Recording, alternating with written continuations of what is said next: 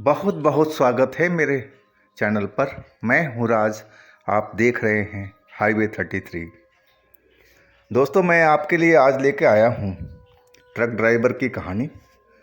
और ये कहानी है जितेंद्र जी का, लेकिन लोग उन्हें जीतू के नाम से पुकारते हैं। और उनके साथ में उनका असिस्टेंट मुन्ना, ये नासिक हाईवे पर थे, नासिक के आसपास में थे और रात के 2 बज रहे थे। और तभी इनके साथ में ये घटना हुई थी।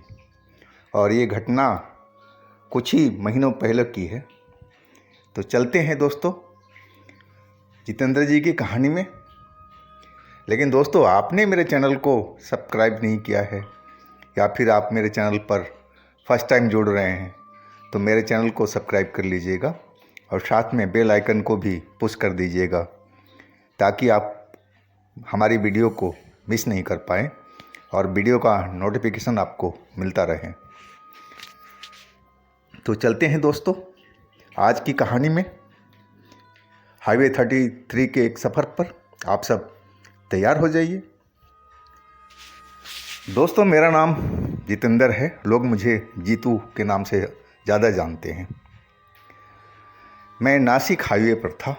नासिक के ज़्यादा पास भी नहीं था, दूर भी नहीं था। रात के 2 बज रहे थे और हम अपना ट्रक दौड़ाए हुए चले जा रहे थे।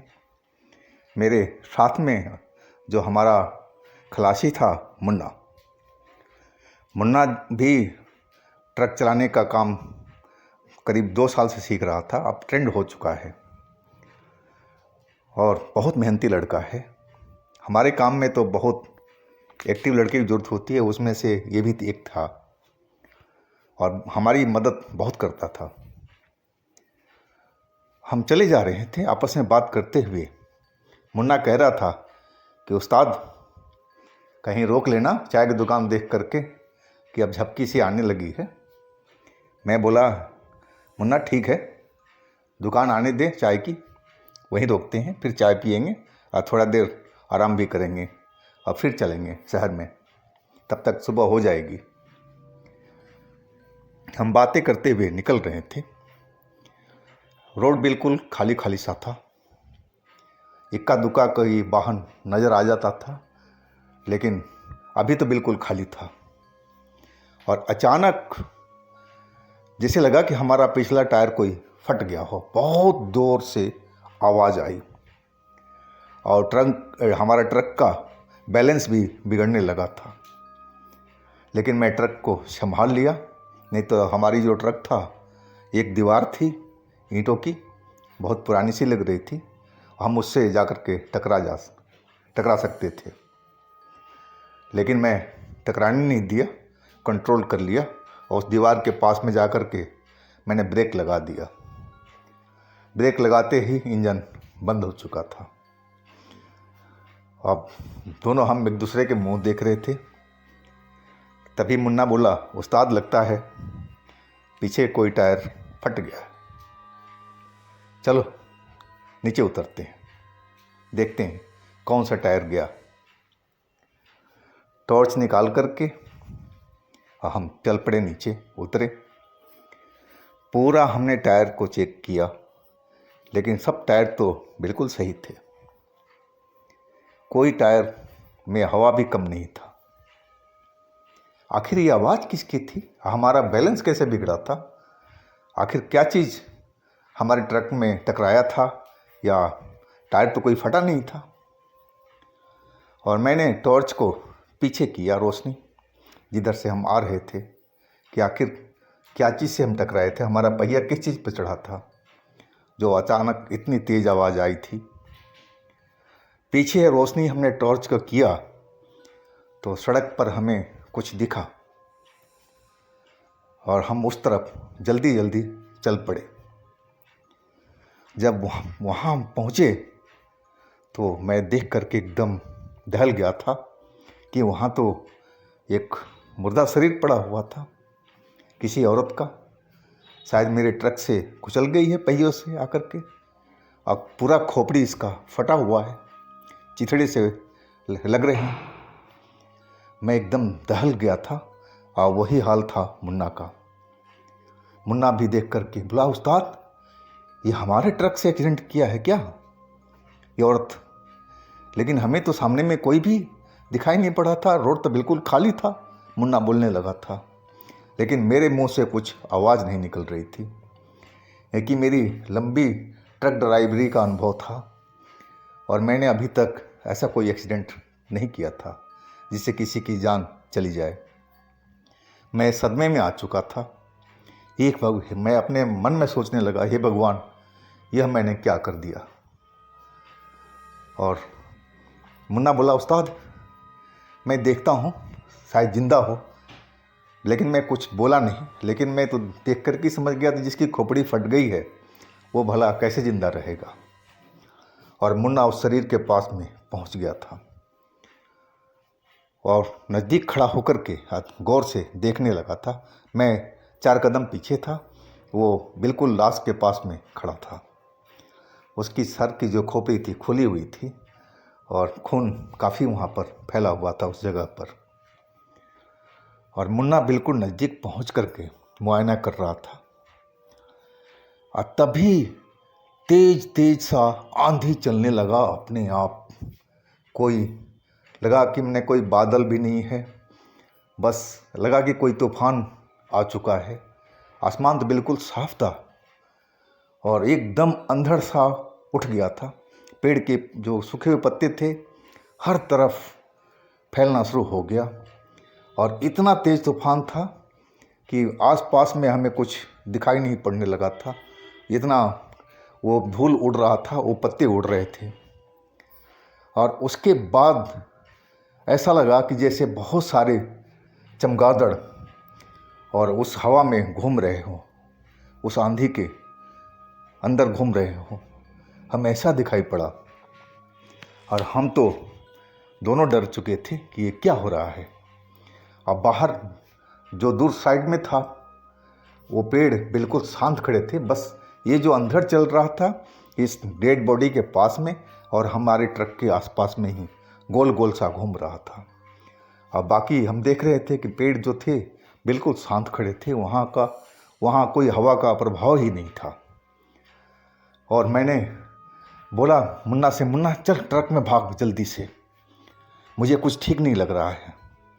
और तब तक चमगादड़ों ने हम दोनों पर हमला कर दिया था और ऐसा लगा कि जैसे हमें नोची खाएगी। लेकिन हम बचते बचाते और भाग खड़े हुए अपने ट्रक के अंदर में पहुंच गए थे और आकर के डर के मारे हाँफने लगे थे। डर से पूरा शरीर पसीना पसीना हुआ पड़ा था कि आखिर ये सब क्या हो रहा है। वो हमने तो देखा था कि ट्रक बिल्कुल हमारा रास्ता क्लियर था, लेकिन ये औरत कहाँ से आ गई अचानक और पहिए तक कैसे पहुँच गई। कुछ कहानी हमें समझ में नहीं आ रहा था। हम बिल्कुल कंफ्यूज थे, मैं भी और मुन्ना भी। और अचानक हवा तूफान बिल्कुल शांत हो गया था। अब हम ट्रक को स्टार्ट करने की कोशिश करने लगे, लेकिन ट्रक तो बिल्कुल स्टार्ट ही नहीं हो रहा था और समझ में नहीं आ रहा था कि ट्रक कैसे ख़राब हो गया। ट्रक तो हमने चालू लेके आए थे और सब कुछ हमारा ट्रक में ठीक है, तो आखिर ये स्टार्ट क्यों नहीं हो रहा है। ये खेल अब मुझे लग रहा था कि ये कोई भूत प्रेत चुड़ैल ये कोई छलावा हमारे साथ में खेल रहा है। लेकिन हम लोग उस टाइम कुछ समझ नहीं पाए थे। हम समझे कि शायद जो धमाका हुआ था, टायर फटा था, उसके बाद हमारा जब ब्रेक लगाए थे ट्रक उसी टाइम इंजन बंद हो गया था। कोई ना कोई टेक्निकल रीज़न है इसका। और हम नीचे उतर गए थे और जब हमारा नज़र पीछे की साइड में पड़ा जहाँ वो डेड बॉडी पड़ी हुई थी, वहाँ तो कोई डेड बॉडी थी ही नहीं। हमने टॉर्च जला के अच्छी तरह से देख लिया कि यहाँ कोई भी शरीर पड़ा हुआ नहीं था किसी औरत का। और हम नज़दीक भी पहुँच गए थे। हमने देखा था कि रोड पर खून फैला हुआ है, लेकिन ऐसा कुछ भी नहीं था। सब कुछ क्लियर था। वहाँ पर कोई मांस का टुकड़ा तक वहाँ पर भी नहीं था। ना कोई खून का धब्बा या कोई निशान। और हम दोनों सकते में थे। हम तो अब समझ गए थे कि हम लोग किसी भूतहा जाल में फंस गए हैं। और मुन्ना बोला, उस्ताद अंदर चलो, ट्रक में चलो जल्दी से, यहाँ कोई ना कोई खेल हो रहा है, हम लोग का जान भी जा सकता है, अंदर चलो। और हम ट्रक में आकर के बैठ गए थे। दोबारा हमने ट्रक स्टार्ट करने का कोशिश किया, लेकिन ट्रक हमारा स्टार्ट नहीं हुआ। हम माता रानी को अब गुहार करने लगे थे।